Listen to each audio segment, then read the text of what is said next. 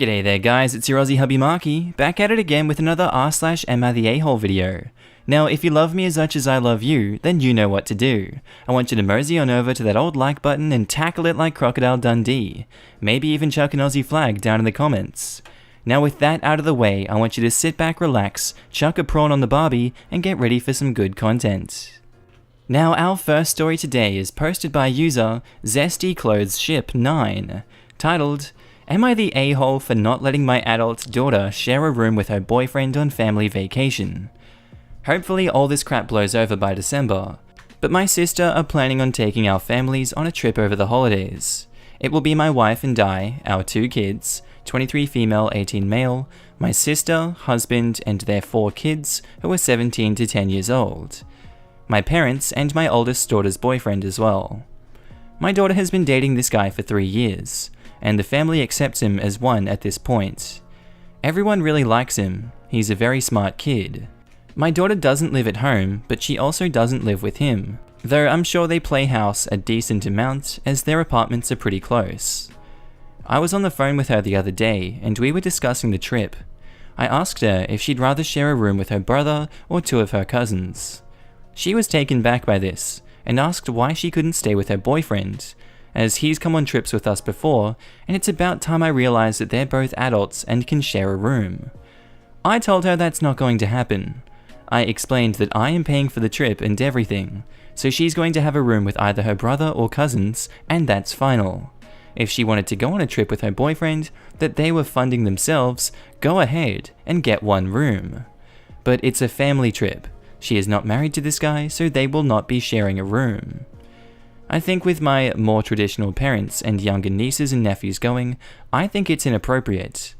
I told her if her and her boyfriend wanted to pay for their own rooms that they can't afford, they can do what they want. But as long as I'm paying and they're not married, I'm not going to let my daughter share a room with her boyfriend. I told my wife about all of this and she agrees with me.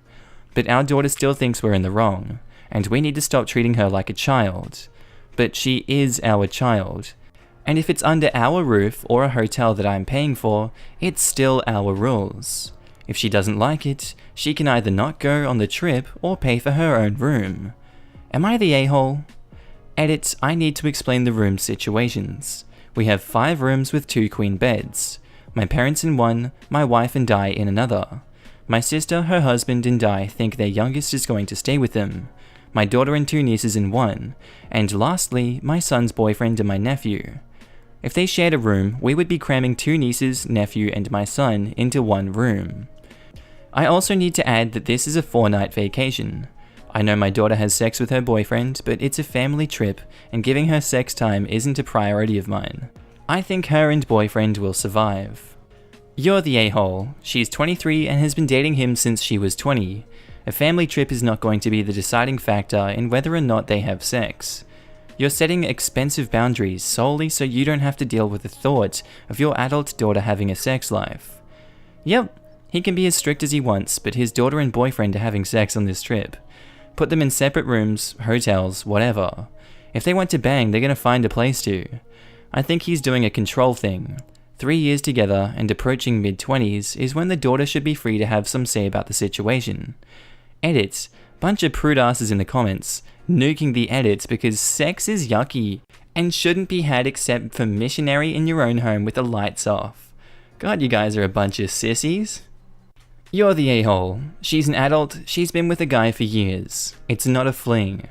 I got jerk vibes from you when you use the term playing house, as if they aren't living independently, assuming they handle their own finances and you don't assume any financial responsibility for them. They are not playing house. They are living life as adults. All you've done by not allowing them to share a room is alienated the boyfriend, driven a rift between him and the entire family, and caused unnecessary conflict between you and your daughter. Get a clue. Your daughter is having sex with her long-term boyfriend. They're adults and you have no control over them. If this ultimatum were given to me, I would opt out of the trip and probably limit how much time I spend with you after it. And on to our next story. Scale Lom Zooms says, "Am I the a-hole for punishing my daughter for not coming to my wedding? I got married last weekend in my parents' house, which has been in the family for generations. For health reasons, only immediate family was there.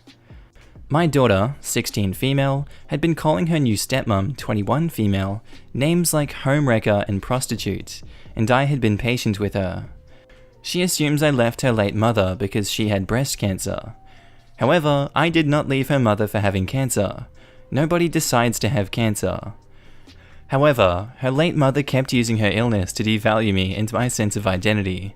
She'd criticized the way I was taking care of her, and even stuff like my hygiene or the cologne that I was wearing. She made me feel worthless, and I felt like she was projecting her own insecurities by saying the smell of my cologne was disgusting because she never made an effort to keep herself up. And despite the fact that I objectively found her disgusting sometimes, I stuck by her until my self-esteem was destroyed. I would work hard closing deals all day and be acknowledged for my efforts at work. Yet I'd go home and she would criticize and nag about every ounce of my being. Ounce of my being there, buddy. I met her stepmom when I was in a dark place. She made me feel like I could be myself again. My wife made me feel unattractive and sexless, and with my new wife, I felt alive. Just the fact that she appreciated me and felt physical chemistry with me made me want to do anything for her, to want to provide for her. That's when I decided not to bullcrap my wife anymore and file for divorce. Since then, my daughter's relatives from her mum's side had been poisoning her against me. Last weekend, when I and her stepmom went to the site of the wedding early, we expected to see her drive to the wedding later. But instead, she ended up going to stay with her auntie. Everybody asked where she was, and there was chaos from my side of the family locating her. As punishment, I took her car and allowance away and have taken her phone away until I feel that she can learn to be respectful towards someone that I love very much, and that it will be impossible for her to do that if she keeps having to hear her late mum's side of the family. My parents have called and said that I was being too harsh. However, even when things are tough, I feel like I cannot let a child of mine believe that they can just do whatever they want. Am I the a-hole? I'm not gonna lie, I went down to the comments to try and find an NTA for this one, and the only not the arsehole one I could find was removed by the moderator. And someone actually agrees with them. Worst one I have seen in a long time. Truly disgusting. I can't believe how many people are defending this. That poor girl is going to resent both of them for the rest of their lives if he doesn't change soon. And the reason I pull this one up is because our mate Very Texan brought up, and he's a long-term commenter. This is a troll, surely. No one could possibly be this dense and self-centered. Just in case you're the a-hole. I got married last weekend to my parents' house, which has been in the family for generations. For health reasons, only immediate family was there. The burning irony of this statement only becomes clearer the more you read. So basically, I can't go through this whole thing, it's absolutely massive. He deconstructs the whole post, and at the end there he says, "You are the a-hole and a lot worse. Hopefully your daughter's grandparents seek custody and let her come live with people who actually love her." Edit, in the comments, OP says he's 50 years old, and his daughter's mother has been dead for 4 months. 4 months! Just let that add to the rest of the ambience. He got a lot of awards for that post, and I think I agree with it. And our next post was by user Branky07, titled, "Am I the a-hole for not greeting my teacher in a mail with my schoolwork in it?" Basically, my teacher gave me an assignment to make a presentation and send it to her email. I just uploaded the file into the email and made the subject my name and name of the presentation. The mail had no text. Send. She started her reply with, "Good evening to you too," and ended it with, "Hopefully by the time we return to school, you'll learn how to greet properly." I don't see why there would be any need for a greeting since there was no text. Also, other teachers don't require this and are okay with it. I feel like going from hundreds of mail a day from all students must make you stop caring. Am I the a-hole? I want to know what you guys think about that one. And our next post. Am I Shrek is Love 97? Yes! Am I the a-hole for not apparently doing enough to make up with my sisters over prank? About a year ago, I pulled a prank on my sister. It was the classic bucket over the door prank where I filled a cup of water and placed it over her bedroom door. This is the part where I screwed up. I honestly forgot she had prom that day. So she came home with 2 of her friends, all 3 of them already dressed up. As she went into her room, the cup fell on her and she got water all over her dress. I'm kinda the prankster of the family, so she knew right away that I set the cup up. So she bursted into my room screaming at me. That's when I realized that she had the prom and I screwed up. She was yelling at how I'm a huge jerk, a crappy brother, all kinds of stuff, while her friends joined her in berating me. I guess it didn't help that her prom date was coming pretty soon and she didn't have time to dry up. She basically felt humiliated. I won't lie, I'm definitely the jerk for that. At that time, I probably put a huge stinker on what should have been one of her highlights in high school. However, I don't know about what happened afterwards. I tried talking to her the next day to apologize, but she completely brushed me off, giving me the silent treatment. After a couple of days, I finally got her to talk to me. When I apologized, she told me in her own words, "Shut up, I don't accept your apology. You've ruined prom for me, and I'm an embarrassment to everyone now." And that in and of itself turned into an hour-long rant of her berating me. I still felt horrible about it, and I get why she doesn't accept my apology. But if I screw up and people don't want to forgive, I'll reserve them that right and not waste the energy trying to apologize to them. So that's what I did to her. We both didn't bring it up, and for about a year, things went normal, though I felt our relationship changed a bit as we didn't talk much anymore. She eventually graduated high school and went on to college next fall. One night around Christmas break, I got a text from one of her friends that was there when the prank happened. They both go to the same college. It was basically a drunk rant about how much of an arsehole that I am. My sister didn't say anything to me about the incident, but I guess she vented out to her friend about how I'm an inconsiderate piece of crap, and how I didn't even try to make amends. So I'm confused. My sister would not forgive me, but is upset that I didn't do what she didn't want. Am I the a-hole for not trying to apologize to my sister when she didn't want an apology? YTA. Attempting to apologize while someone is still very much wounded by your actions, and them not accepting it is normal. You ruined a big night for her. Your "I'm so sorry" meant nothing, while the embarrassment and humiliation were fresh. So you shrug your shoulders and don't ever attempt to make amends for that. You act as though you've absolved any wrongdoing because you tried to say you're sorry. That makes you insensitive as hell, as well as being the a-hole. What sort of gestures have you tried? Because your word means crap since you were self-admittedly a family prankster. In her mind, you're not really sorry. This is what you do. What do you guys think of that one? Anyway guys, on to the next story. Am I the a-hole for kissing my friend's baby on the cheeks? Hi. My friend has a baby daughter who is 6 months old. I had been on travel across the world for the past 8 months, and had to cut my time short due to the outbreak. I wasn't there when his partner had given birth, of course, so this was the first time seeing his daughter. I visited them last week and I saw his daughter for the first time. She's so cute and had the most chubby cheeks. I could play with them for years. I kissed her on the cheek and shortly after, my friend forcibly removed her from me and I asked him what was the problem. He came up with the excuse that he has to change her nappies, but he didn't and he just carried her instead. Later on, I asked him if there was a problem with the way that I expressed myself, and he said that he found it extremely uncomfortable and weird that I kissed his daughter, with me being a male, and that I crossed boundaries. While his partner had no issue with me doing it, I found it strange that my friend seemed to be bothered by this. I told him that she's just a baby and I haven't ever seen her, only through Facebook pictures, and she was so cute in person. He has been very weird with me since, and passive-aggressive, and we've not spoken much. But I need to know if I'm the jerk in this situation. Alright, what do you guys think of that one? It's a really weird one. I've not been in that situation myself, so it's a hard one for me to talk about. And our next one is by Frequent Sprinkles 3. Am I the a-hole for accusing a girl about lying about her ethnicity/parents? So I work with this girl for a whole lot of reasons that I dislike. She's very rude and snobby. Regardless, I've avoided her and never had any personal problems. For context, this girl looks Native American/Mexican. She has a slight tan with long black hair. I never asked her about her ethnicity as I thought that it was obvious. This happened in January. My job was having a big New Year's party and parents were invited. My folks live out of state, so they didn't come. However, my co-workers did and I was shocked.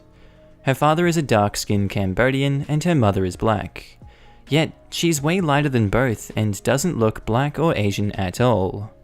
I just assumed that she was adopted, but she's still telling people that they are her biological parents. I asked her how when she is 10 shades lighter than both, and doesn't have curly hair or look Blasian. God, that's not a good word. I knew someone that was adopted and lied about their ethnicity, so I assumed that this was the same situation. She got extremely upset and said it's possible to be lighter than both parents, but I've never witnessed that in my life. I accused her of lying and she reported me to my manager, who told me to drop it.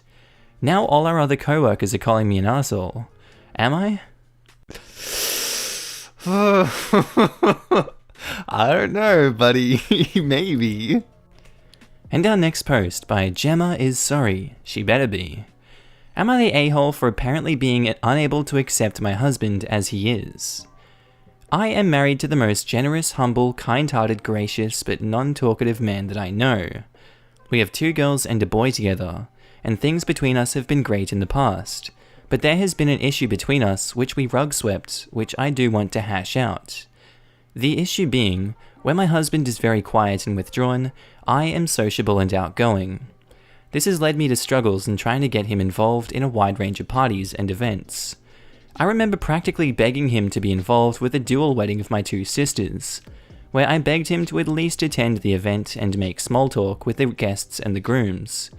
He did at least attend, but he sat in the corner drinking a beer, brooding over I don't know what. It's always been like that with him, where I encourage him to break out of his shell and make new friends. He tells me he's not big on talking to people that he doesn't know too well, or like that much. It's gotten to the point that our teenage son has told me that he wants to be closer to his father, and taken to all sorts of fun boy stuff such as sports games and concerts. I take our girls out to do stuff all the time, and sometimes our son feels compelled to jump in the car with us to escape his father, who he deeply loves but has admitted that he finds boring. I've questioned my husband if he may want to speak to someone about his isolating tendencies, but he repeatedly tells me he is fine, it's just who he is. As a child, he was raised by loudmouths, so he doesn't feel too compelled to act out, and that he has a perfectly extroverted wife to watch and admire as she deals with people. This simply isn't good enough for me. He's got so few friends, and they're pretty much all from work, and he doesn't have any sort of social media, hobbies, or anything.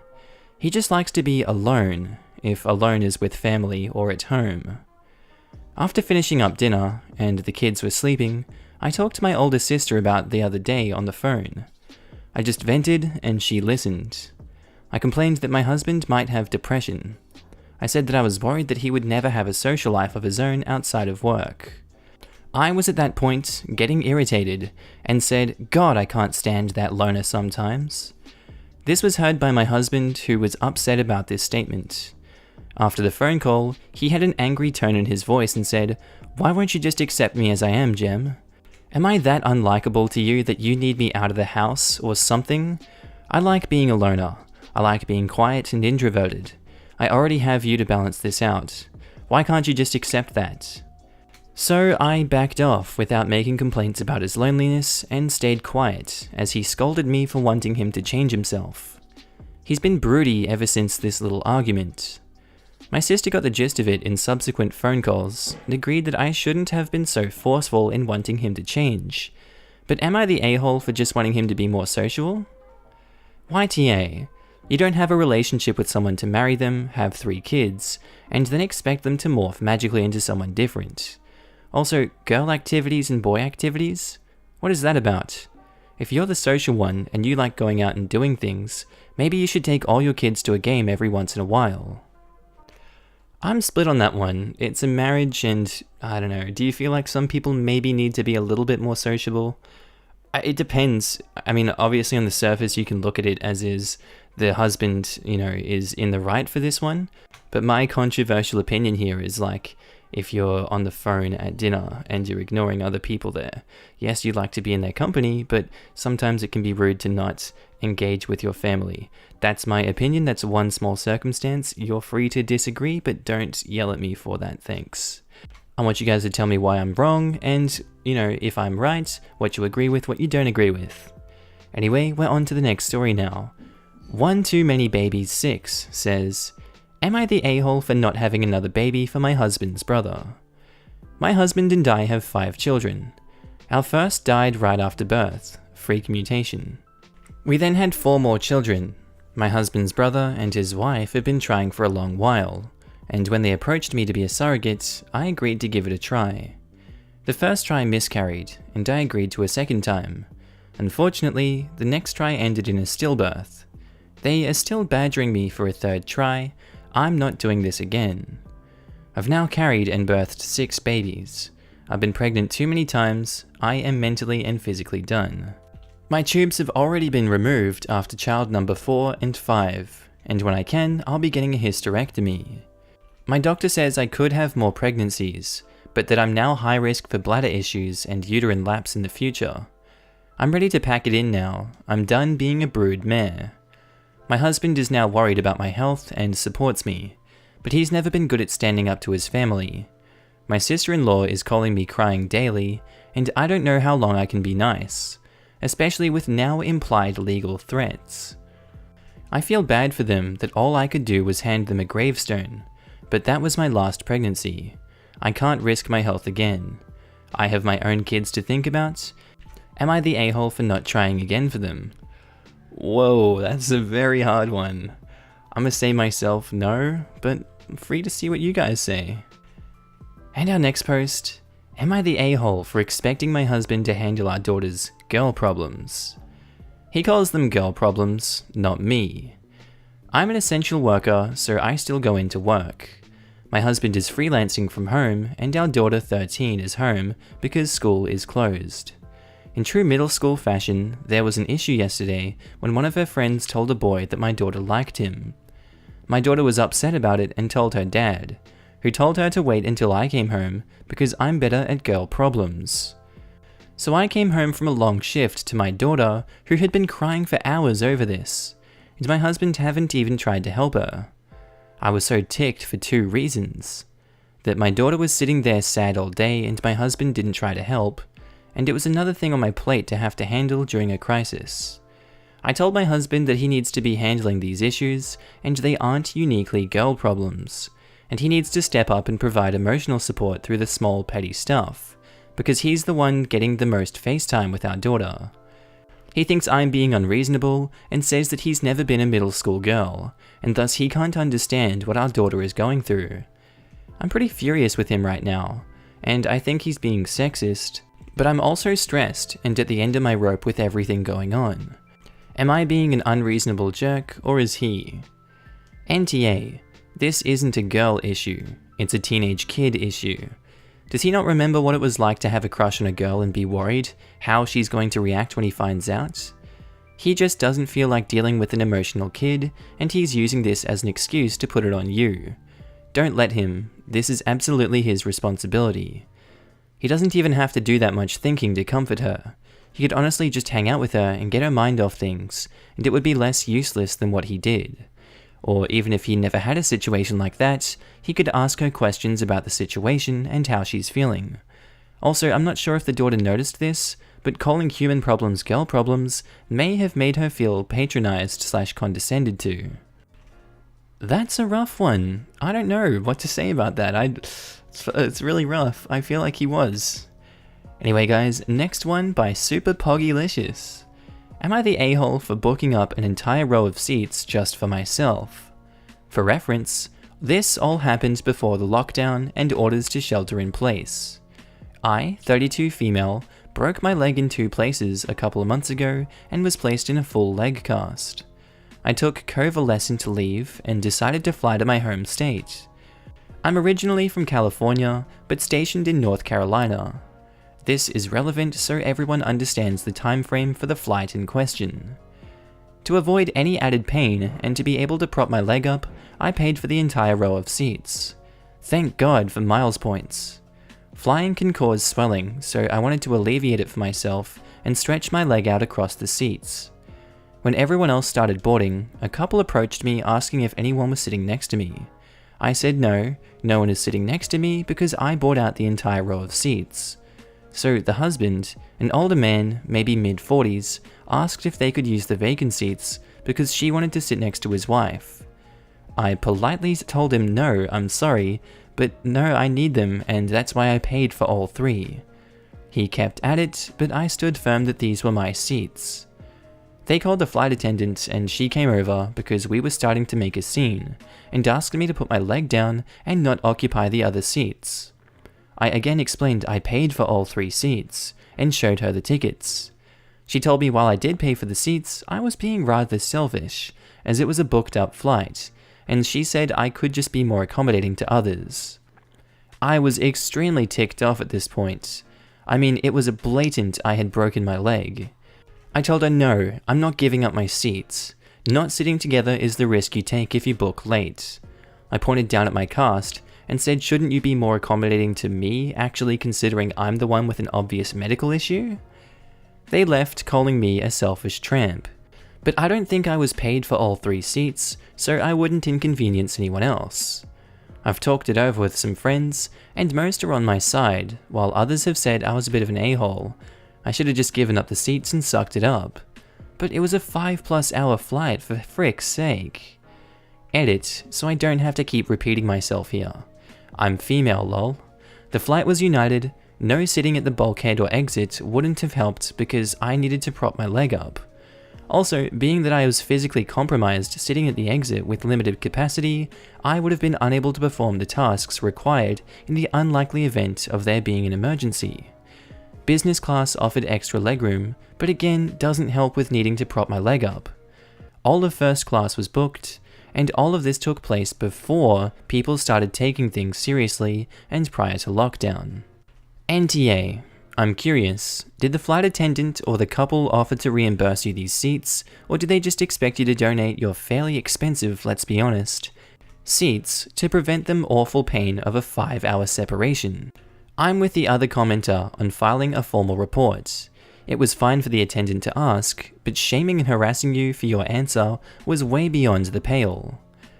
So Chirpy responds to this one. You can pause if you'd like. They say I am overweight and always buy 2 seats.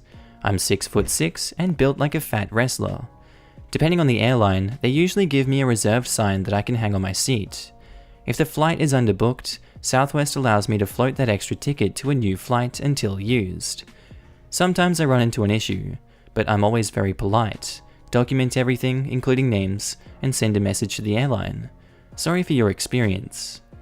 Thank you so much for buying 2 seats. I have been seated between 2 overweight women, and thank goodness they were both women and really amazing people, because our legs and arms were glued the entire flight.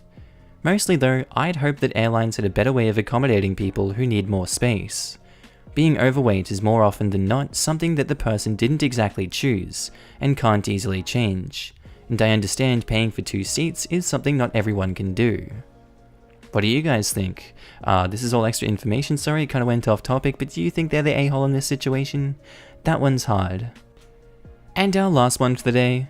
Am I the a-hole for not telling a bunch of random women I'm gay? So I, 23 male, turning 24 soon, am gay. I've been out since I was 18 and I've never hidden it. But I don't actively mention it or broadcast it, because it's literally nobody's business. The first person I came out to was my dad, who's 40, and he's always been supportive of me. He was 16 when I was born and practically raised me as a single dad, so we have an exceptionally close relationship. Anyway, onto the story. My dad recently turned 40, only earlier this month. He had a huge party and drank a bit too much and was severely hungover the following morning. He's a freelance photographer and had accepted a contract with a local business and was meant to hand in some photography work that he'd done to them the morning after his birthday. He was too hungover to do so, so he asked if I could do it. He called their office to tell them he was sending his son with the work, and I went in. Everything was fine, and I ended up meeting a bunch of people he's currently working with. They knew I was my dad's son, as he talks about me with them. So I got some conversation with them to be nice, and a few of the younger women started, I guess, flirting with me. A few of them called me attractive and stuff like that, and I kinda just stood there awkwardly. It was just wild that straight women were hitting on me. I didn't encourage it or anything, but I didn't say anything as I was too embarrassed, and I eventually said I had to run, and off I went. My dad went in the day after, and he was questioned about if I was single. He said no, I wasn't, and that I had a boyfriend, and that was all he said. Well, turns out these women started blatantly calling me for an a-hole, as I apparently let them embarrass themselves by openly hitting on me when there was no chance that I'd ever be interested. My dad did fight my corner and said that I was literally there to just drop off his work, and that I had no obligation to disclose that I was gay. I'm thankful my dad's on my side, but these women calling me an a-hole kinda makes me feel bad for not saying anything. Am I the a-hole? And I'm gonna leave it at that one, guys. You tell me. I'm pretty sure that you can tell what's going on in that last one there. Anyway, I hope you guys had a good day, night, sleep, whatever you're up to. This has been your Aussie hubby Markee. I love your faces. I love you always. Hope you have a good day. I'll see you in the next episode, guys. Bye.